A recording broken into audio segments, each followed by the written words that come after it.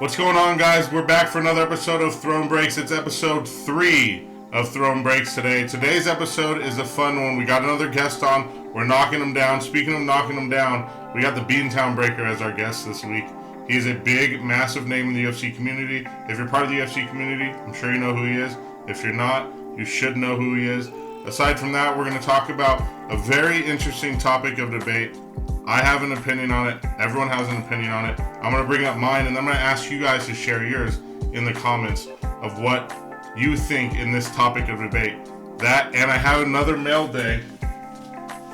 This one's a bit special of a mail day. Got a big box and then a couple other things and a pack of 1991 Pro Set PGA Tour golf cards. So I'm going to open all that on the back end of the episode.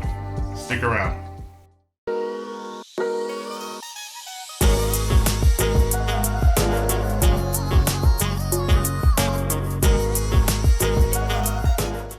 Alright, today's topic is, do you or do you not grade a 1 of 1, and why or why not? I am on the side of I do not.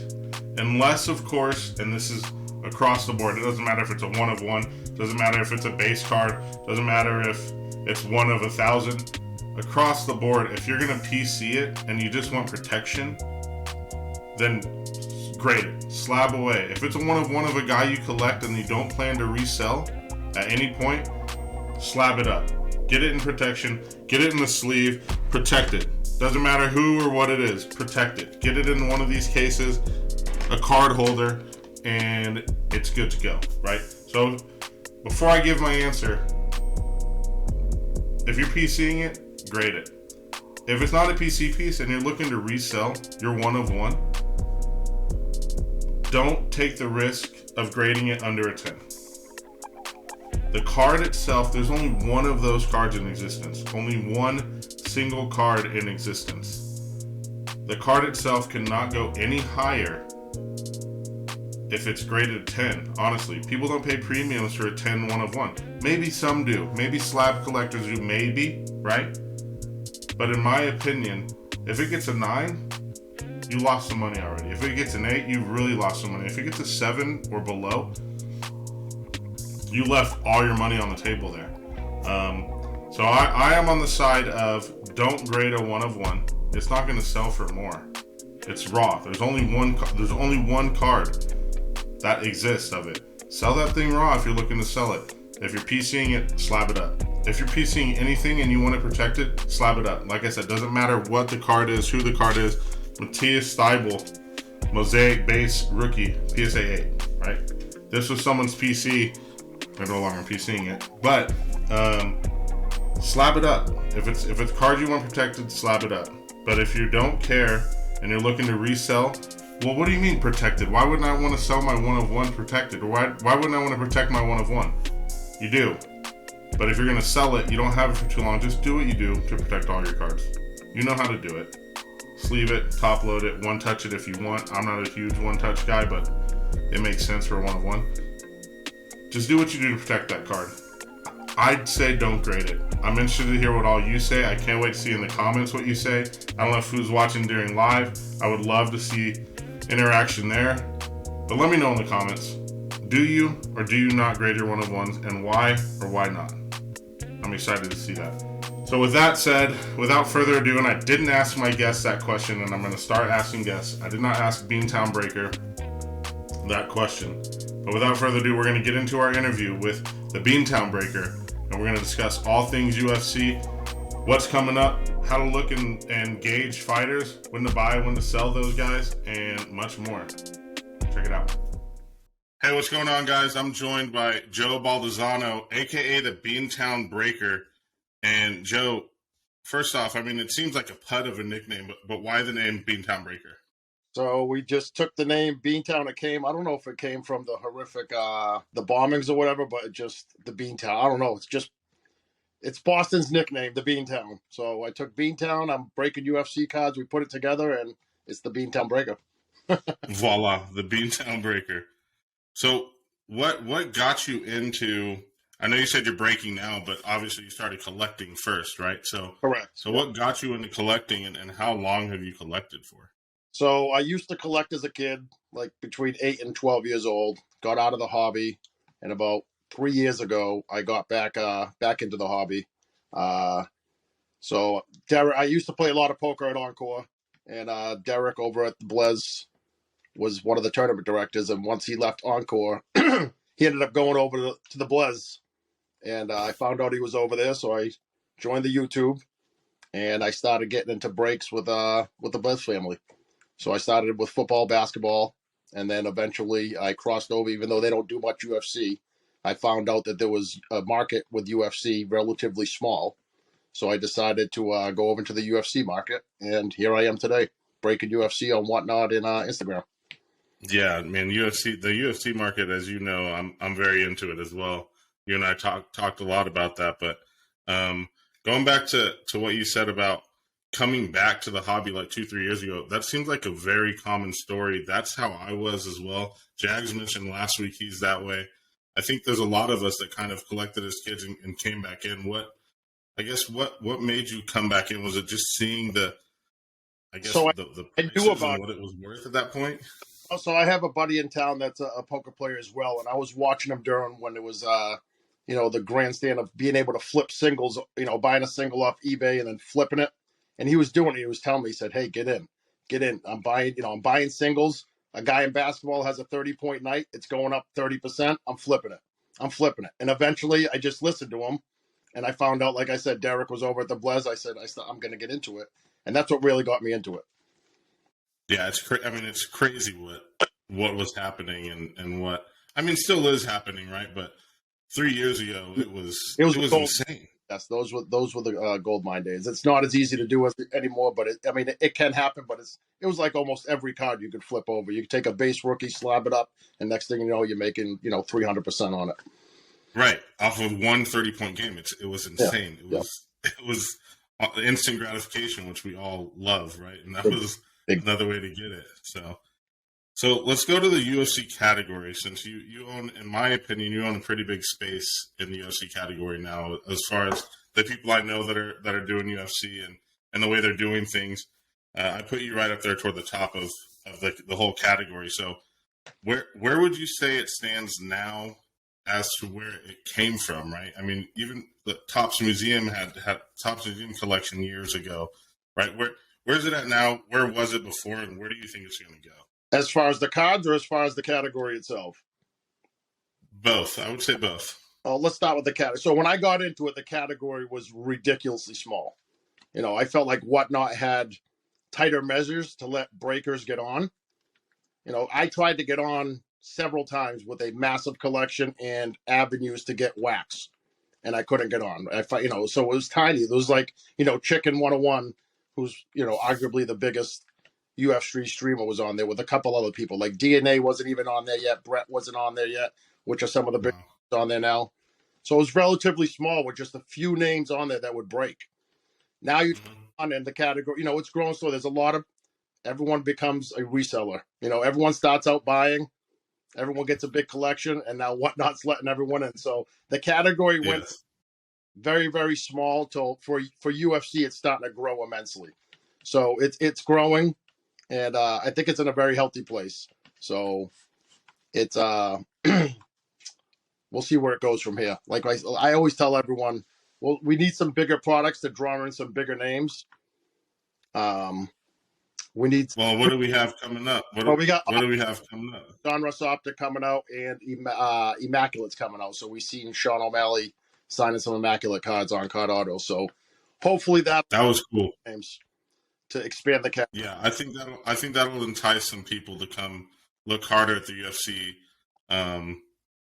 category, right? Well, and I think, go ahead. No, I was gonna say, because look, you got Flawless, you got NT in the other sports. You can open up, you hit an RPA, you can hit $100,000 card. You open up UFC, you can hit a $3,000, $4,000, $5,000 card, and that's your NT RPA. That's $100,000. You know what I mean? So the people that are collecting in those sports, it's hard for them to come over there because the thrill of hitting that $100,000 card or the triple logo man, that doesn't exist in UFC. So until UFC can get one of those higher end products, whether they turn an NT line or a Flawless line, being able to drive some of these basketball and football buyers to come on over, I mean, I think the category will still stay relatively small. Now, do you think this wasn't even a question that I thought I would ask? Do you think with the way the landscape may shake up here in the future with Fanatics, do you think someone is going to come along and start creating higher end UFC cards that maybe is licensed through UFC? Like maybe they just go out and get exclusive rights to UFC. They take it away from Fanatics, right? Or Panini. Yeah. And try to compete there because they know they can't compete in MLB, NFL, NBA. Yeah, I mean that could definitely be an option. I don't know what's gonna. I mean, we don't know what's gonna happen when Fanatics takes over. No one knows. I mean, we don't know. I mean, no one does. Right?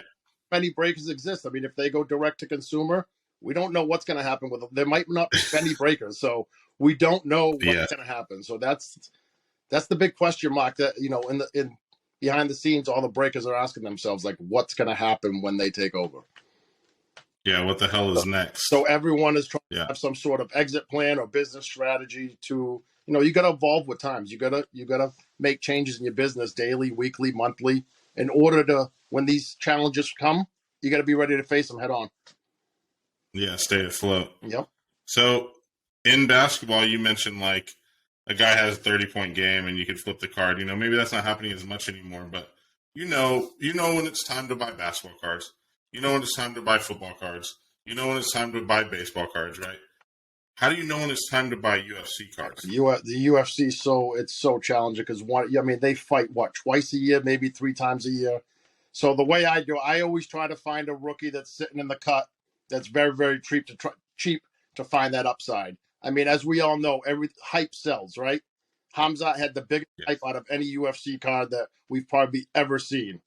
He had one fight with the number 2 fighter, and he beat him, but he looked like he was mortal. He looked like he was a regular Joe, and his cards took an absolute downfall, right? So it's tough to see when you get. I mean, everyone has a different perspective on how to collect. I try to find those cheaper fighters, rookie cards that could evolve over the next 2-3 years. So that's the way I do it. Some other people just buy these, the hype guys right now and try to hope their next fight they go up. And then you got the other guys that just collect the goats, right? The Khabibs, the Connors. We know something going to constantly either go up or stay the same. He's not going to really fall off. So I don't know. It's different for every collector on what you should look for depending on what you want to do with your collection. I mean, across the sports, the goats are the safe play, right? I mean, we know that. But, you look at guys, you say hype guys, like, would you say Patty is a hype guy at this point, or is he established? Patty's a huge hype guy. Patty hasn't fought anyone. Huge hype guy. Patty's 4 or 5 fights away from really being established to say where he's going to be able to fight with the top 10, top 5 contenders. He's all hype right now. And, I mean, it sells. I mean, look at his cards. He's the top-selling probably UFC guy right now in the market. Yeah, his name doesn't even have a number next to it yet for rankings. Nothing. Sean O'Malley. It's crazy. O'Malley was the same way. Now he finally legitimized himself after that last fight, but he was the same. Yeah, he finally beat a dog. Sean did exactly. Ilya, another guy, I think you could say is a little hype guy, and he's got a big challenge with Bryce Mitchell coming up. Or did they cancel that one? I don't remember. No, he's got it. So Bryce took that fight because Movzar got hurt. So Ilya, Ilya and Patty both fight on the next card. Yeah, I believe December 12th. Yep. Good card. So I go. Do you have any? I go for the lower, the guys that are not yet established to the rest of the community, like the Movzars, the Russian, right? I go. Yeah, you go deep in the cut. Super, super cheap, but immense potential. You know what I mean? Immense potential. Deep in the cut. Ricky Simone. You know that name? Yep, absolutely. I think he's got a lot of potential, and he's cheap. Exactly. He's very cheap. Exactly. So, do you have any PC cards you want to show off? I like asking someone to show 1 or 2 cards off. So I showed it to the producer earlier because I got them all. All right. So this is I didn't buy Hamzat because of the hype. I was on Hamzat before, so that's the Hamzat Neon Green. Oh damn! Rookie to 75 PSA 10. So that wow. I'm a Hamzat guy. I got a lot of Hamzat. So I also have Does that card feel 7.5 pounds heavier than you thought it would? I have the this guy right here, who I think is going to hold the title for as long as Khabib did and go down as the best ever. So Islam? That's an Islam Gold first on print that I bought off. So actually, I got in a trade from someone, which was fantastic. Okay. And then this card. You love trading for cards like that. That's insane. Yeah, everyone knows this lady. She just won the title 2 nights ago. So that's a Whaley Octo from Prison, 8 out of 8, PSA 10.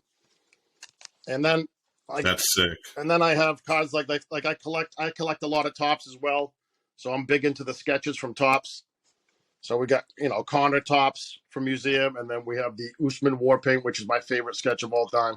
Look at that card. Wow. So these comes out of Top Museum.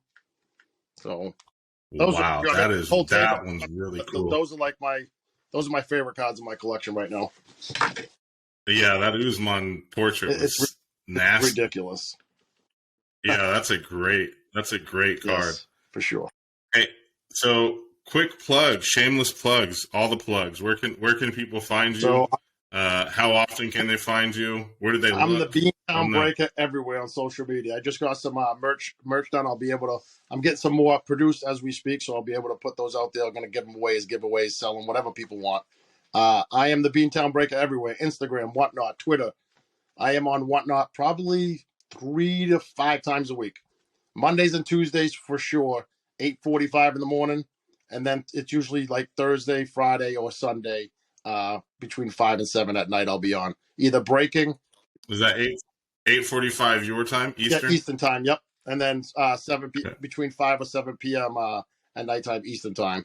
And I'm either rip and wax break, doing breaks, or I am doing some sort of single show, a pull game.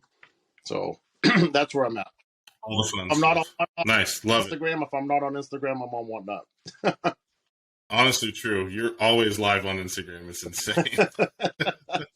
Between you and Chaser and all the other guys, you guys are just always on. You gotta put your name out there. So. Right, for sure. Hey, flash the little hoodie patch there. You just mentioned it.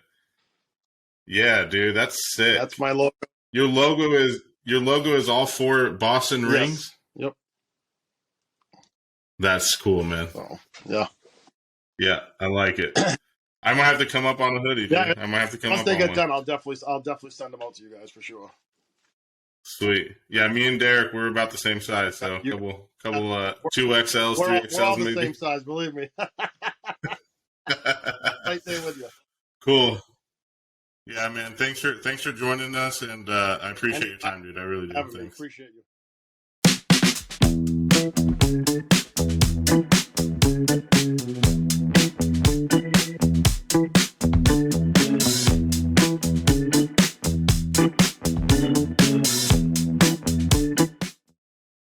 I want to say big thanks to Baldesano, aka the Beantown Breaker, for taking his time out of his day and the hobby to get on and chat with me and you guys. And I think it was really well said, a lot of the things he was talking about with the UFC market and where it has been and where it's going to go. And also the optic release is going to help. But I thought what he said about the higher end sets becoming part of the UFC market will bring in the bigger buyers and really drive the market up. It could not be more true. I hope we get to see that in the UFC market and in the community. I know a lot of people in the community would love to see that. So I hope we get that done. And Baldesano, aka Beantown Breakers, takes on all of it were amazing. I love the way he was talking about, he likes to buy low-end fighters. The guys that, less hype, more potential. I thought that was very smart too. And it was just an overall great interview. And again, I thank him so much for his time. And I hope that he continues watching. I hope that when this interview hits, we just blow it up and the whole UFC community sees it. And it was a great interview. Thanks again, Beantown Breaker. On to what the hell is in this box? What the hell is in this box? I kind of know what's in it. I don't know I know the contents of it, but I don't know what it is. Does that make sense? Did I make sense? I know what's in here. There are Funko Pops from Chicago Toy Company. You'll meet him this season, hopefully. He's going to come on and be a guest. There are Funko Pops in here, but he wouldn't tell me what Funko Pops are in here. He just said when he saw them, he knew I would like them, and he sent them. I believe there's 3 of them in here. So we're going to open this thing up. We are going to open 1, 2 things in the mail, and then, as I mentioned before, the 1991 Pro Set PGA Tour cards. Looking for John Daly rookie cards in that. So we will go, let's go Bubble Miller, case, or pack, and then we'll go into the big box. I'm just going to get right into it. So, I say I'm going to go on a spending freeze, buying freeze, and for the most part I have, but somehow mail keeps showing up in my mailbox. I think we can all relate to that. That's sick. That's sick. So I recently have become more of a Liverpool fan. I've always been an England fan in soccer, and I enjoy watching them in World Cup, and I know, like, oh, United States, why not United States?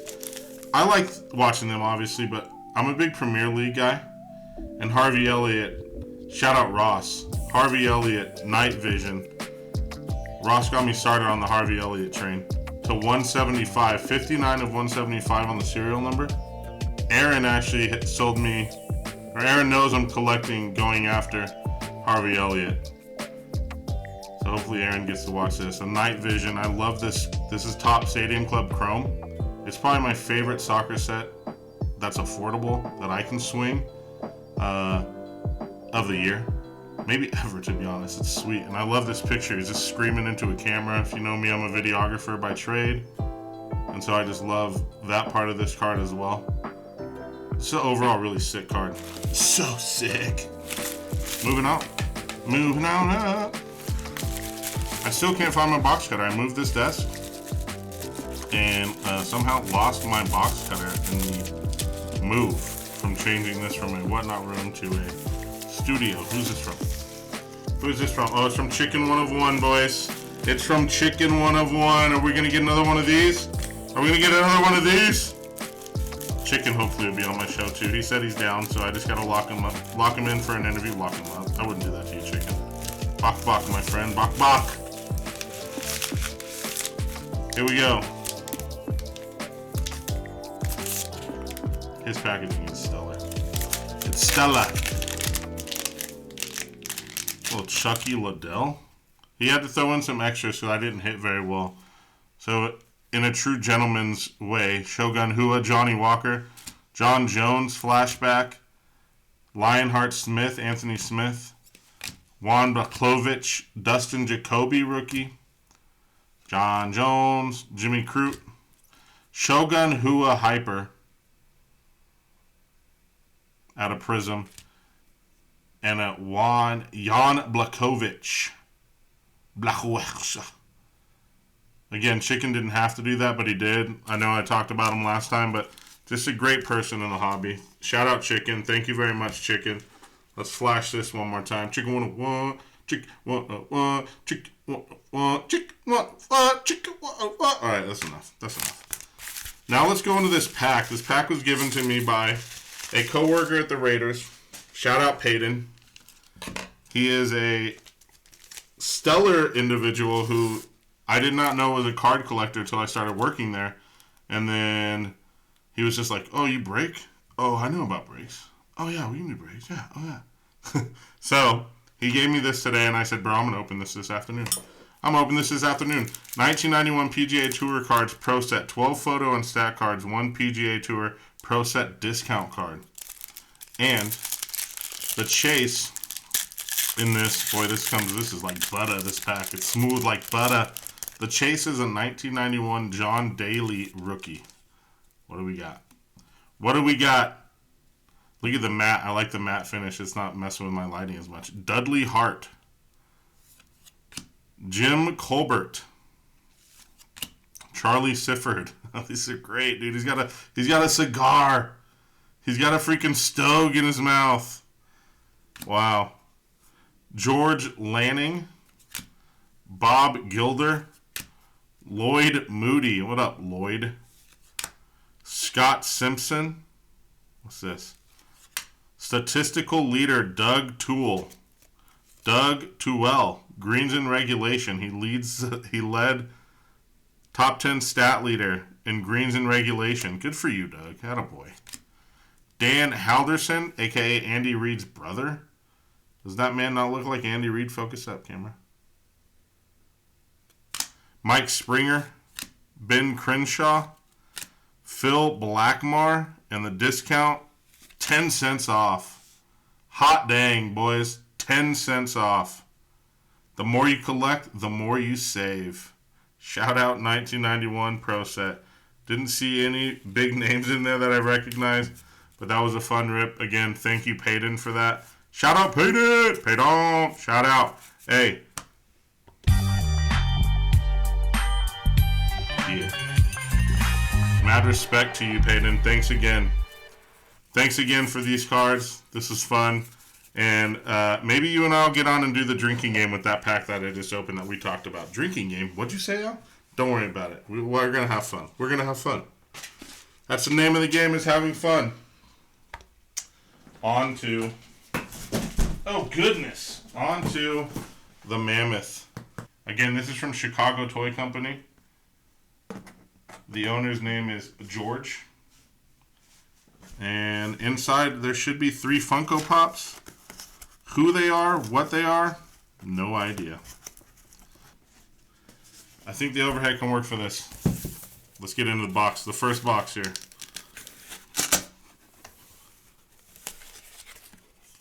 No way!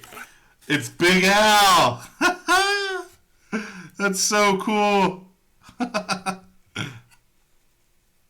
Big Al! Guys, I think that looks just like me. Big Al, that's so awesome. He's got a martini glass. I love it. Hell yeah, Chicago Toy Company. The toy from Toy Story. Look at that. Heck yeah. Okay, that's number 1. Let's go. Let's go. That's cool. Oh, no way. It's Loki. It's Loki. Guys, so here's the story behind this one and why it's so awesome.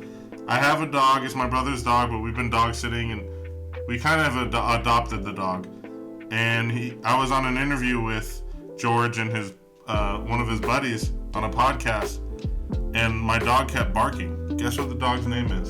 Guess what the dog's name is? Loki. That's so cool. Amazing. Loki. I love it. Okay, this last one's big.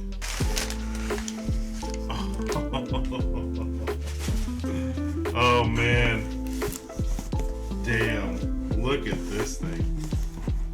Holy heck. Wow, this is massive. The Iron Throne from Game of Thrones. Wow. Wow. Wow. Look at that.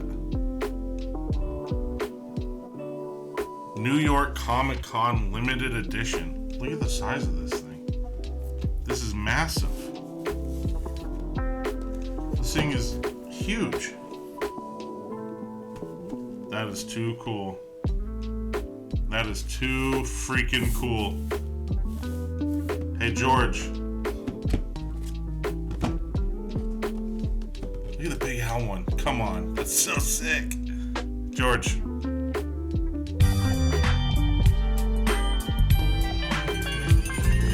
Hell yeah, man. Thank you very much. I really appreciate that. That's tremendous, tremendous, tremendous. That was too much fun. Guys, Big Al. Big freaking Al. How cool is that? Thank you for watching today.